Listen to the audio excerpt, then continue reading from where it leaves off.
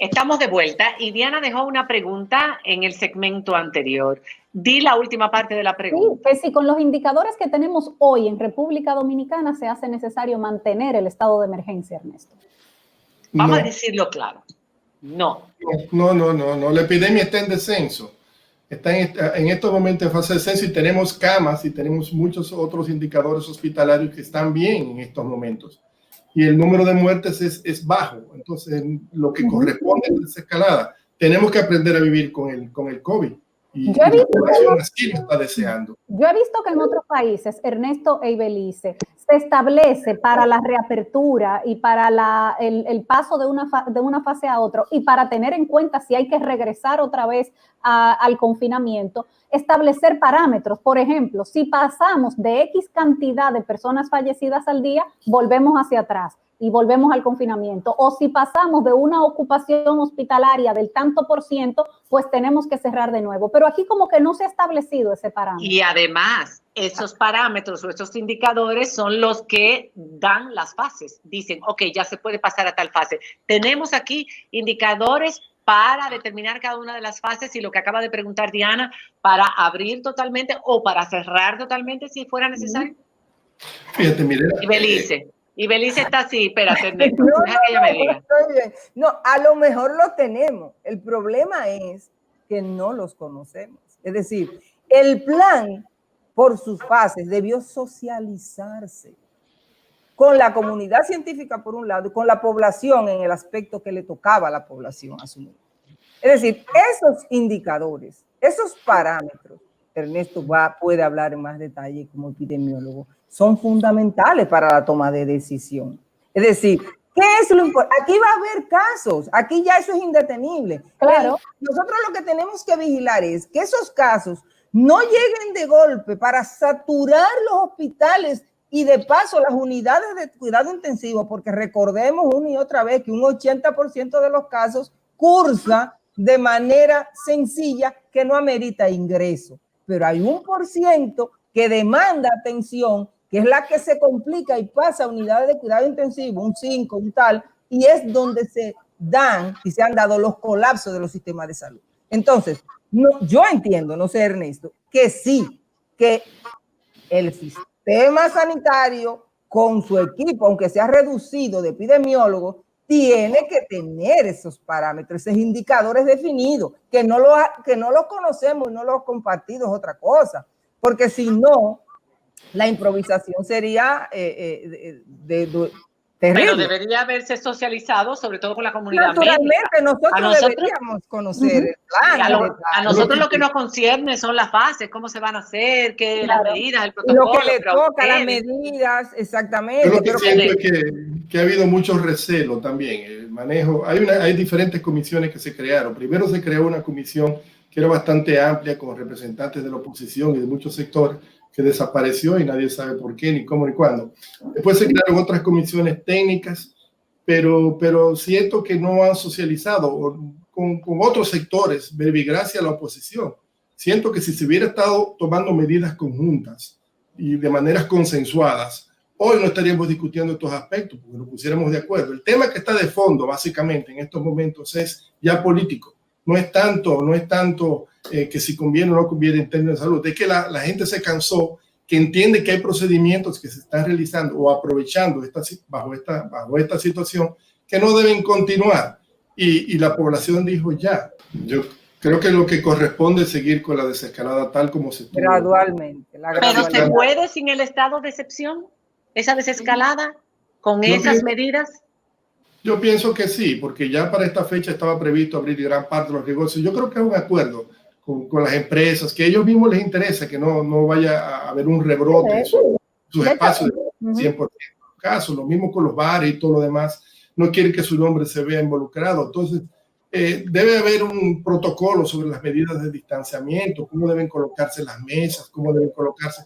La gente parcialmente lo está siguiendo. Está siguiendo la clase media y clase alta, que son los que van a restaurantes, van a cine, van a otros lugares. En clase baja, nunca se ha seguido. Pero que también son jóvenes y lo hacen al aire libre. Exacto. Seguimos confinando. Es más, tú tienes riesgo todavía de los mosquitos. Si hay una epidemia de dengue concomitantemente. y metidos en la casa todo el tiempo, tú estás exponiendo a la gente también a riesgo.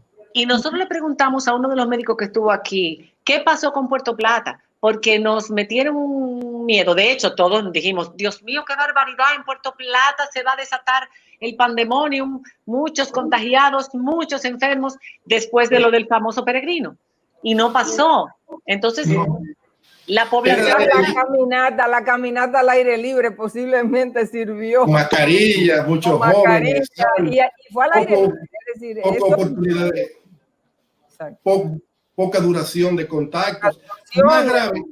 Más grave fue, por ejemplo, cuando un médico de Sedimax hizo una encuesta en uno de los barrios de la capital. De 300 muestras encontró 100. Y esto fue grave porque fueron PCR. Ese fue el doctor Pedro Ureña. Lo entrevistamos aquí.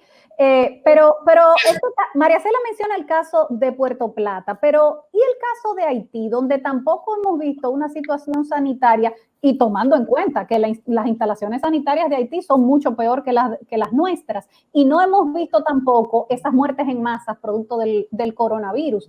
Entonces, ¿por qué? ¿Por qué ni aquí, ni en Haití, ni en Cuba, ni en Puerto Rico? O sea, en África. En el Caribe en general no hemos tenido un problema significativo. Nosotros somos el país de la región con mayor índice de contagiados y de fallecidos. Eso hay que decirlo.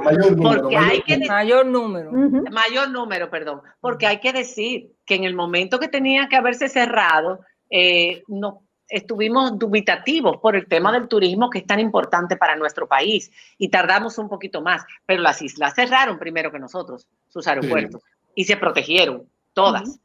Y los números son muy bajitos. Hay gente que habla del milagro dominicano, de cómo hemos manejado la pandemia en base a la letalidad. Pero yo te digo, pues mira, Haití tiene la letalidad 1.7 ahora mismo. ¿Qué tan gran manejo ha tenido Haití? Yo creo que a veces... calle todito, y quién sabe qué genética anda por ahí. Vamos a entrar en la hipótesis, Ernesto. ¿Qué te parece? ¿Qué está pasando con los haitianos en Dominicana? ¿Ustedes han sabido de alguien que se haya enfermado o haya fallecido? Porque las pruebas, obviamente, el acceso a la prueba era para clase alta y media, a Madrid. Al principio, sobre todo, sí. Pero en los batalles, ¿qué estará pasando, por ejemplo, en esas zonas? No sabemos, pero tampoco creemos que tenga que ver con una raza determinada, porque los afroamericanos en Estados Unidos sí fueron afectados y los hispanos también. Pero para cerrar, y Belice, tú decías que era necesario, y Ernesto, y todos los médicos que hemos tenido desde el día 1, el asunto de las pruebas. Ahora, para poder controlar esta pandemia a lo largo de los meses que vengan más adelante hasta que aparezca una vacuna, se necesita definitivamente un testeo, hacer las pruebas, pero las pruebas PCR. Pero no tienen reactivos, no están, tú llamas y te dicen no se puede por ahora, y tú pides algo y al mes y medio te están llamando para decirte ahora te lo podemos hacer. Aquí nunca vamos a poder tener esos indicadores, y Belice, a este paso. Los indicadores necesarios para identificar los casos y aislar los casos y los relativos a los casos. Mira, hay una actividad fundamental programática, Ernesto sabe de eso, de salud pública, que es detección temprana, diagnóstico y tratamiento. En este caso, la detección temprana se tiene que hacer a través de las pruebas. No podemos tirar la toalla.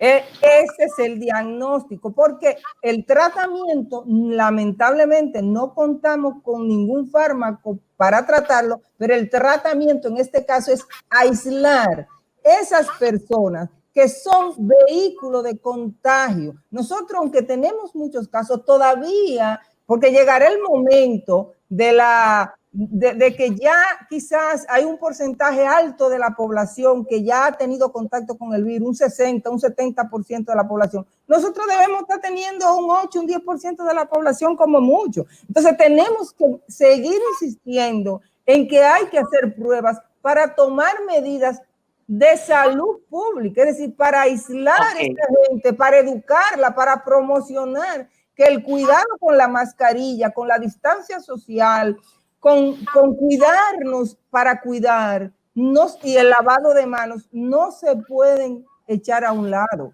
Señores, nosotros no podemos tirar la toalla. Marilena, a mí no me No me importa que ahora mismo haya crisis, que el Estado tiene que garantizar que aquí hayan pruebas suficientes, todas las pruebas necesarias para poder testear a la gente y para poder hacer el estudio de los contactos y darle seguimiento. Dime, pero tú sabes lo que yo he visto, que se está haciendo un uso erróneo de las pruebas. Hay dos tipos de pruebas, las pruebas de PCR y las serológicas. Ahora están haciendo pruebas serológicas para diagnóstico. Y eso no es el mandato, es una prueba complementaria. Pero entonces doblemente hacen el error, porque te hacen una prueba rápida, ¡ay! Está positiva.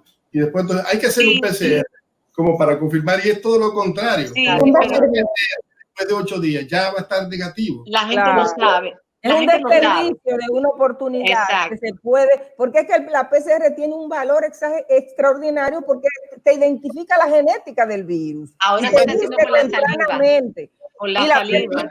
Sin embargo, las pruebas rápidas tienen su utilidad. Claro que sí. Permiten triangular dónde estamos, qué proporción de la población está infectada, cuántos en las maternidades. Bueno, pero mira, Ernesto, hace más de un mes y medio que el ministro anunció la realización de una encuesta serológica en República Dominicana, y este es el momento que no conocemos el resultado de esa encuesta. ¿Sabes qué pasa con eso? Es una encuesta serológica, una prevalencia, yo no diría de 8, yo estaría de 2 o 3%. Tú necesitarías un número muy alto de pruebas como para captar lo que sucede en la población, porque si tú haces encuestas, no te van a dar los valores, sobre todo si se hace con pruebas serológicas que tienen un determinado número de factores positivos y negativos. Tendría que hacerle entonces con PCR, y los PCR a los 8 días de iniciado se hace negativo. Ya se hace negativa. Ya me están haciendo señas hace rato de que nos pasamos del tiempo. De que nos pasamos del tiempo, pero a mí me quedó una pregunta importante, y es los tratamientos y la carga viral. Hay un médico italiano, biólogo molecular, virólogo, que está diciendo que los pacientes que están llegando con menor carga viral. En Europa ha bajado la letalidad, evidentemente ha bajado la cantidad de personas en UCI, etcétera. Nosotros nunca tuvimos lo que tuvieron los europeos. Puede ser que este virus poco a poco se vaya debilitando, y ahora conocemos más sobre medicamentos que puedan ayudar a prevenir un agravamiento, ¿no?, de la enfermedad. Eso lo podemos tomar en cuenta, esos dos conceptos. ¿Podemos creer en eso? Este es un virus nuevo y se está aprendiendo a conocer ahora. Yo no lo dudo que esas cosas estén sucediendo, y eso explicaría en parte el por qué la mortalidad no ha sido tan alta en República Dominicana, aparte del manejo que se haya tenido, que ya hay más experiencias. Claro. Pero yo particularmente creo que sí, que los virus, las bacterias, todo en algún momento tratan de transformar. Exactamente. Pero entonces, hay que buscar más evidencia. Pero hay que decir que todavía no podemos bajar la guardia. No podemos bajar la guardia. Y decir pero hay que estar claro de que en marzo eso era un ataque horrible. Lo que esa gente vivió, esa cepa, esa carga viral fue horrenda aquí y en todas partes. Lo que pasa es que aquí fue en menor cantidad por el tipo de población que somos. Murieron personas muy queridas. Porque hubieron muchos muertos. Tú lo viste en San Francisco, que no se completaron. Ese fue el verdadero gran brote de este país. Sí, ahí se ha habido más gente, aunque aquí en Santo Domingo haya más gente contagiada. Gracias por haber estado con nosotros. No estado de excepción en lo que concluimos. No toque de queda, sí más pruebas, sí más control, y sí la población mayor conciencia a la hora de usar su mascarilla y mantener la higiene y en la distancia física. Muchas gracias. No sabemos cuándo, pero en algún momento. Exacto. Muchas gracias por haber estado con nosotros. Cuando regresemos tenemos a Gabriel con nosotros, que acaba de sacar un nuevo disco dentro de la pandemia. Vamos a conocer de qué se trata. Ya volvemos.